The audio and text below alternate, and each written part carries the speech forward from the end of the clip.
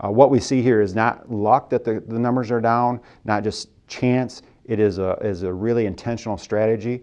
And what we're doing in Kalamazoo is special. And I want to get maybe that word out better, because I don't know that we do a good job telling what's some of the stuff behind the scenes. And I'll be happy to talk about some of the strategies that's going into these numbers. So are the numbers going down based on calls coming in, based on arrest?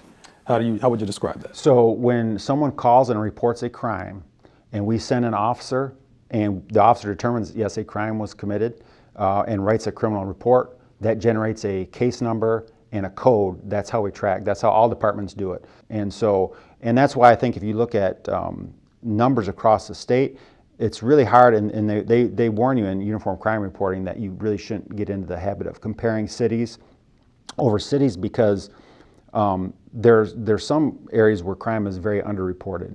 And I will tell you, in Kalamazoo, if anything, I think we have a tendency to overreport, only because of our public safety model. We put a lot more officers on the street than many other cities our size, because most cities our size have about half or more their staff sitting in fire stations waiting for a fire, where we have them in black and whites taking calls. So people know if they call the police in Kalamazoo, we're coming. So I think we do report things, over-report things.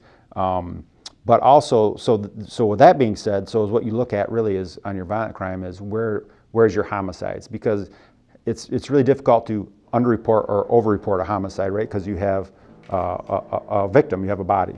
So that's why I look at, our homicides are the lowest they've been since 2018, which matches all the other crime categories that are continuing to tread down. So I think, but I think that's a good point. I think people are skeptical of numbers, saying, well, you say crime is down, but again, if you're in your perception, you don't feel that, and you're thinking, well, are you fudging the numbers? And no, we report what we get, and if you report a crime and a crime occurred, that gets a number.